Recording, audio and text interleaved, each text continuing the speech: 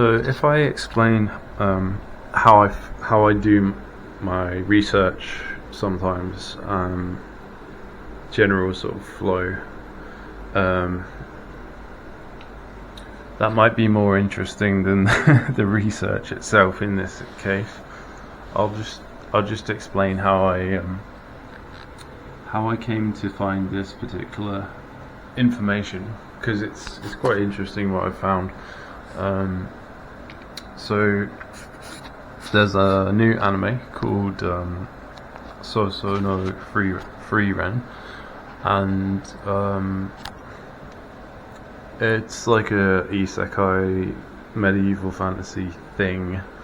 And I saw someone saying like the main character is INTP.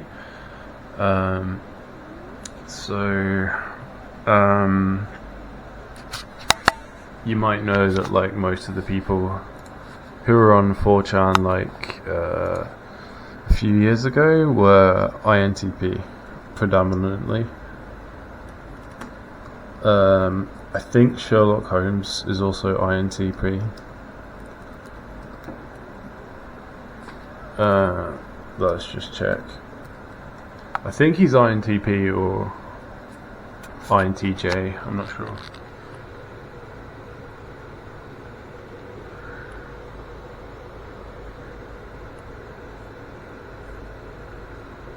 He's one of the two.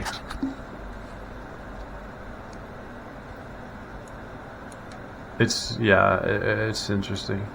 He's an INTJ apparently.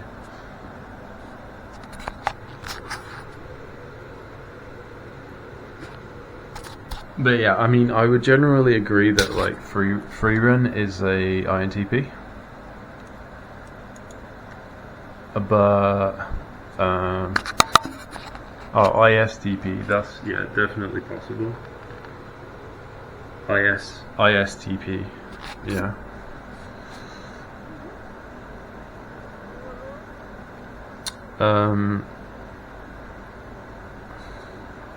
I see him as an ESTP. Okay.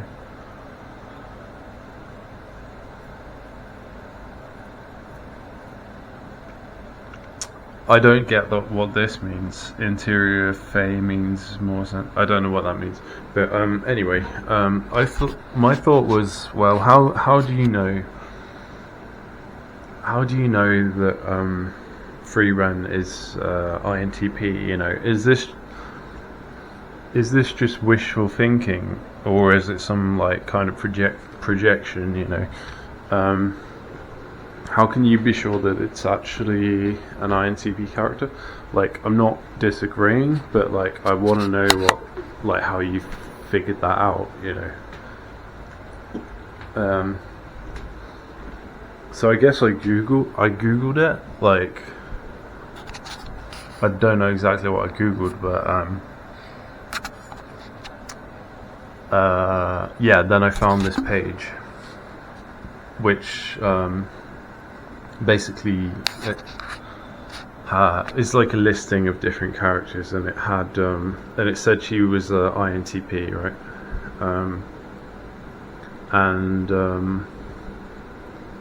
It had a bunch of other like things on there, which I figured out were kind of like parallels. They're like analogous to the Myers-Briggs personality index.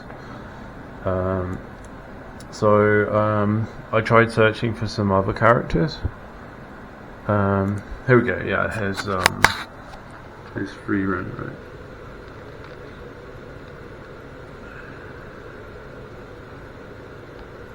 So then all I had to do was like figure out what these like random letters and numbers mean, and I started like looking up what those were. But also before I did that, I tried searching for other characters, because you see at the top here it says. So these guys that have made this are obviously like some kind of experts in like deciphering and attributing these personality labels, psychological classifications to people, and then they've done that, and then they've like done it for these characters as well, these fictional characters, which is interesting, right? So collected a few. Here we go.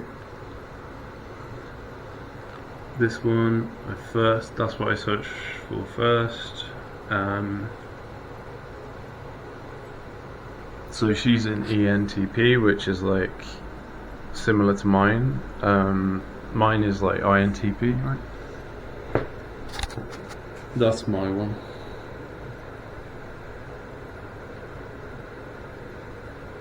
And that's my Enneagram. That's my Enneagram. And that's the Enneagram like overlaid with the zodiac signs.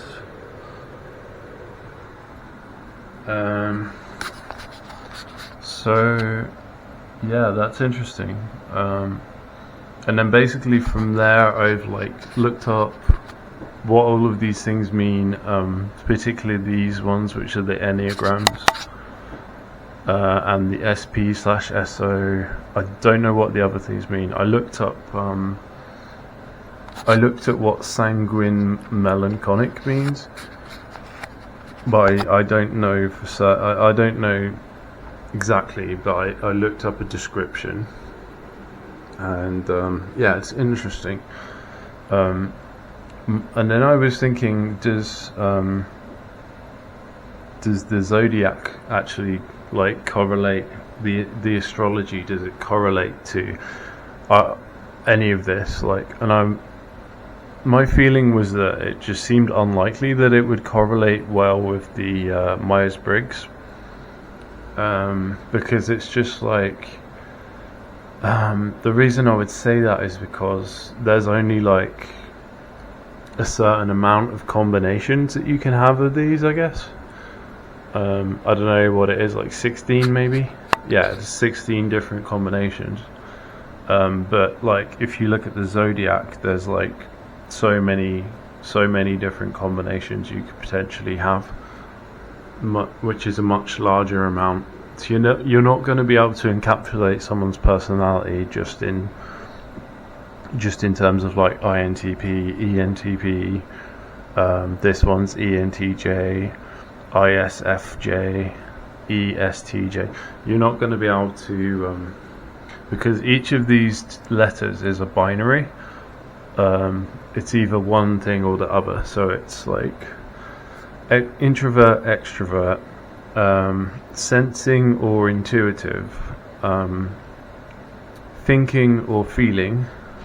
And then the last one is perceiving or judging. Okay. And my impression was that these probably don't really like correlate too well with like any specific things in the zodiac, because I mean, how would it, right? It could be a combination of. It could be a specific combination of zodiac signs, but I just I looked rather at this next one, which is like 7W8, which means like 7 wing 8, and it's like type 6 type thing with this. So to me, that's got two things, and it can go like 1 to 9 or something. So I'm thinking that's more likely to be like have any kind of correlation to the zodiac, because there's just more possibilities there, I guess. I don't know, it just interested me, so I looked. I did this one for myself, and I found out what mine was, which was like it was you see it's like 4 with 5, so type 4 wing 5. Of course this may not be accurate, so in a situation where I wouldn't think that the information might not be accurate, like if the test might not be accurate, or you'd want to do multiple tests, but to save time, what you'd want to do is basically look at the result that you get and check it, to just check what it says and just see if it like lines up with what your expectations would be. So if you already have like a good sense of your if you've done your zodiac interpretation and you have a good sense of like your personal characteristics to like a broad and deep, level, then you should have an idea of whether this is accurate based on this one test, without having to go through the long process of like doing another test. So then I looked at these and I compared them, and I looked at each character's the first one, the second one, and then the Enneagram as well. So you've got different ones. I won't go into that now, it's kind of complicated. But I was curious whether obviously these Enneagrams like correlate to the zodiac, so I Google searched it, and you basically get this information here, and again, you don't know if this information is accurate.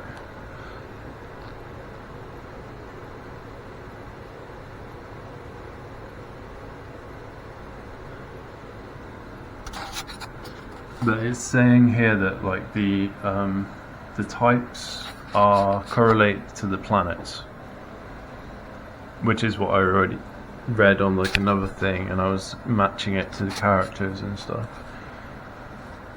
And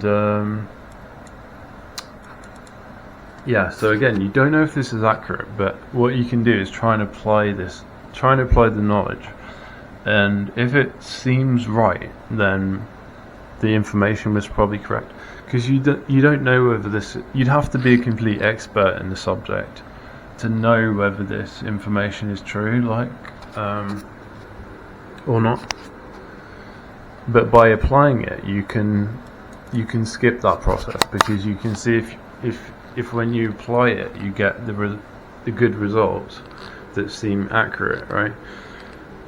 So you can get a sense of whether it's true. You can also just guess via intuition whether you think it's true or not. Like I said, my intuition told me that like the zodiac sign probably has some kind of mapping onto the Enneagram system. So what was that thing? So I started searching what signs that they have, right? What signs do the characters have? And here's what I found. But several different things. So one said she's Aries. Another one said she's a Taurus. They're just guessing, right? Obviously. But I'm looking at Yomu, and I can see why you'd think she's a Virgo. I can definitely see that. But looking at her, there's no way she's a Libra, right? There's no way. Because she's not academic enough. She's not academic at all. She doesn't really read books. It just doesn't match. I know why they're saying she's a Libra, because she's not a fire sign, right? And she probably doesn't have much. She could be an earth sign, but she doesn't have. She's too aggressive and moody to be an earth sign, really. She's not kind of stable and predictable and kind of grounded enough to be an earth sign. But I think she probably she could have some earth elements in her zodiac, in a chart, right? But I think she could be another air sign primarily, or she could be a water sign primarily. That would make a lot of sense. I don't think she's a fire sign primarily. She may have a bit in a chart, but not much, I guess. So from there, I basically applied this information about the enneagrams, and I came to these conclusions. Well, I need to think more about this one. I haven't figured it out yet, but I think she could be partly Aquarius, like heavily influenced by Aquarius, which is not a water sign. It's an air sign. So instead of Libra, it's another air sign, which is Aquarius, and that is the rebellious planet of just a weird planet that's like spins on its side, and it's kind of innovation, and it's like rebelliousness and doing things differently. But I do think she has some earth there with the gardener and the sort of hard-working servant sort of thing. I don't know if she's a Capricorn per se, but she could be some. She's not a Taurus. I don't know, but she's six wing 5, right?